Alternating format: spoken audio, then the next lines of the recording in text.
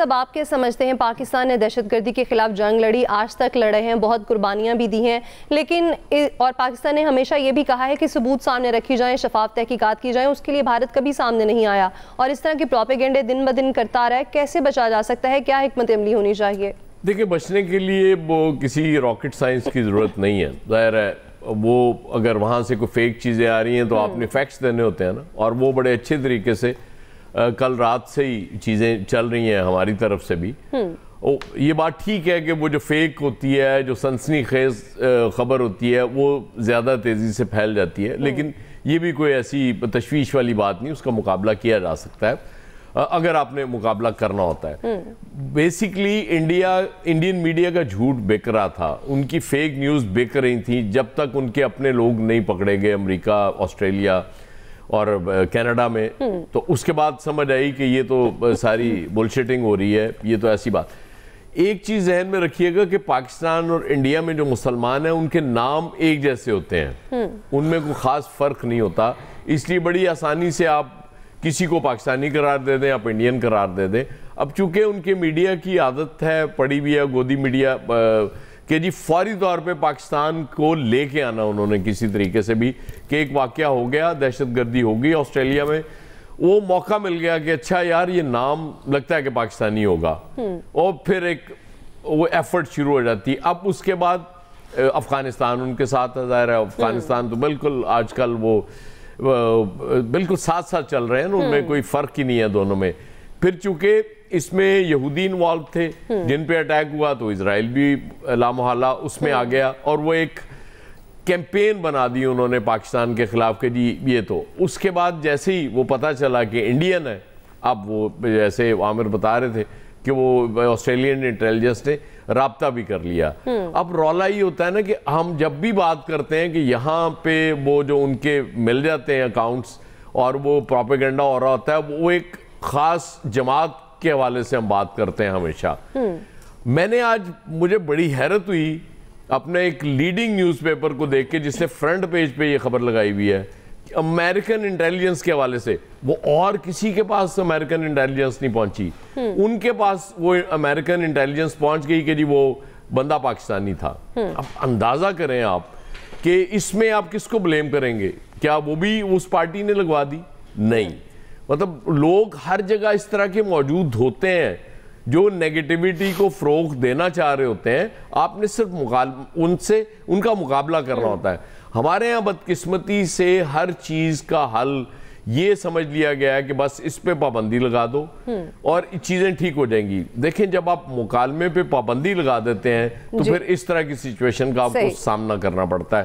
اگر مکالمہ ہوتا رہے، لوگ ڈیبیٹ کرتے رہیں، نیگیٹو پازیٹیو چیزیں آتی، وہ چلنی سے گزرتے وہ سٹیج آ جاتی ہے کہ پھر آپ اپنا بیانیہ بڑے اچھے طریقے سے دنیا تک پہنچا سکتے ہیں. لیکن کیا کیا جائے؟ ہمارا مائنڈ سیٹ یہ ہے. تو میرا خیال ہے ہمیں اپنا یہ مائنڈ سیٹ بھی چینج کرنے کی ضرورت ہے. صحیح. فیصل صاحب، ایاز صاحب تو یہ کہتے ہیں کہ ہمیں مائنڈ سیٹ چینج کرنے کی ضرورت ہے، اور اسی سے اگر پازیٹیو، جس طرح نیگیٹو باتیں پھیلتی ہیں، تو اگر ہم پازیٹیوٹی کی طرف بھی آئیں گے، بات کریں گے، ٹیبل ٹاک ہوگی، تو بیانیے بدلیں گے. آپ سمجھتے ہیں کہ یہ حل ہے یا اس کے علاوہ بھی آپ کو کوئی حل نظر آتا ہے؟ دیکھیں، یہ جو سوشل میڈیا ہے اس میں کوئی شک نہیں کہ وہ ایک بہت طاقتور چیز ہو چکا ہے. اب اس طاقتور چیز ہونے کے پیچھے جو ہے نا بہت سارے محرکات ہیں. ہمیں نا ان محرکات کو بھی جو ہے نا وہ تلاش کرنا پڑے گا.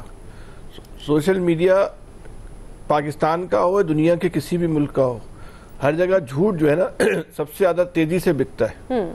جھوٹ کی جو کشش ہے نا وہ سچ سے زیادہ ہوتی ہے. اس لیے جھوٹ جو ہے اس کو اس طرح ڈیزائن کیا جاتا ہے کہ اس کی فروغ بھی جو ہے وہ زیادہ ہوتی ہے.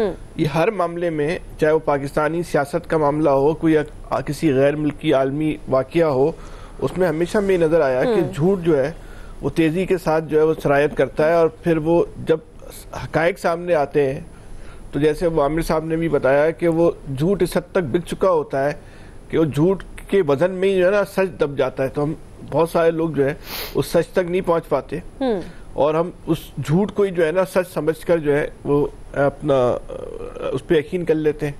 جیسے عامر صاحب نے وہ مثالیں بھی دی وزیر اعظم کی شہباز شریف صاحب کی کہ جو اصل واقعہ کیا تھا اور لوگوں نے کس بات پہ جو ہے نا یقین کر لیا. بات یہ ہے کہ یہ سب کچھ اگر ہمیں ختم کرنا ہے تو اس کے اصل اسباب تک تو پہنچنا پڑے گا نا.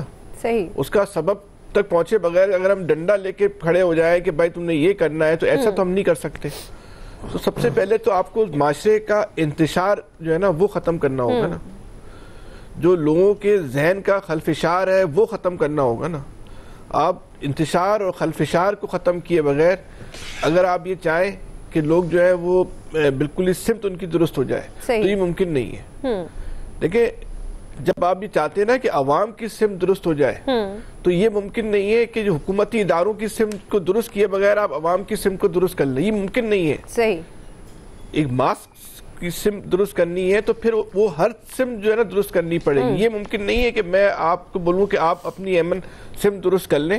آپ کی وجہ سے جو ہے وہ معاشرے میں انتشار پھیل رہا ہے لیکن میں اپنی سمت کو درست کرنے کو تیار نہ ہوں تو یہ عملی طور پہ ممکن نہیں ہوگا. پھر کیا ہوگا؟ طاقت کا مظاہرہ ہوگا. آپ میں جتنا دم ہے آپ اپنی طاقت کا مظاہرہ کریں گی, جتنا دم میرے میں اتنی طاقت کا مظاہرہ کروں گا. جو طاقتور ہوگا وہ حاوی ہو جائے گا. یہی ہمارے معاشرے کے اندر ہو رہا ہے. تو بہتر یہی ہے کہ کسی ایک طبقے پر نشانہ لگانے پہ انگلی اٹھانا یا اس پہ تنقید کرنے کے بجائے معاشرے کے تمام طبقوں کو جو ہے اپنی سمت درست کرنی ہوگی. اگر آپ سمت درست نہیں کریں گے اور اس کے بغیر آپ درست نتائج حاصل کرنا چاہیں گے تو کبھی بھی حاصل نہیں کر سکیں گے. اب یہ فیصلہ جو ہے وہ حکومت نے کرنا ہے, کسی اور نے نہیں کرنا ہے. صحیح. الیاس صاحب آپ کیا کہتے ہیں یہ جو گٹھ جوڑ ہے اور اس کے بعد جو پروپیگنڈے کیے جا رہے ہیں اس کا توڑ کیا ہے؟ کس طرح سے اگر ختم نہ صحیح کم کیسے کیا جا سکتا ہے اور جو سوشل میڈیا پر ایک ریس لگ جاتی ہے فوراً سے اس کو کیسے ختم کیا جا سکتا ہے, اس پہ کیسے قابو پایا جا سکتا ہے؟ دیکھیں جی اس پر قابو پانا بڑی عجیب سی بات ہے کہ اس موقع پر قابو پانا.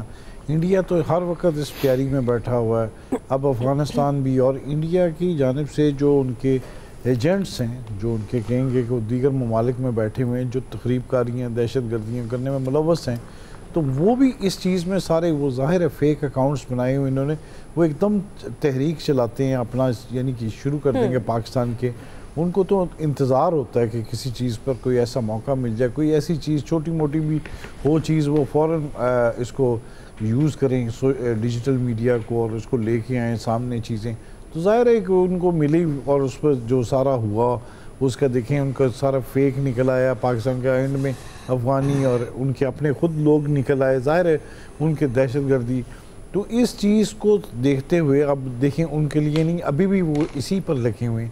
انہوں نے تو جس طرح شروع کیا ہوا کہ پاکستان کے خلاف انہوں نے جنگ لڑنی ہے اور کوئی بھی ان کو پلیٹ فارم ملے گا تو ڈیجیٹل معاملات میں وہ تو مسلسل لڑ رہے ہیں. پہلگام کا واقعہ ہو یا کوئی دوسرا واقعہ ہو تو اب ریسنٹلی تو اب انکوائری جب کروائیں تو اس میں وہ فوراً بھاگ جائیں گے, چھپ جائیں گے. تو اس کے لیے ہمیں سفارتی محاذ اپنے کھلے رکھنے چاہیے اور بتانا چاہیے اور سچ سچ ہوتا ہے جھوٹ جھوٹ ہوتا ہے.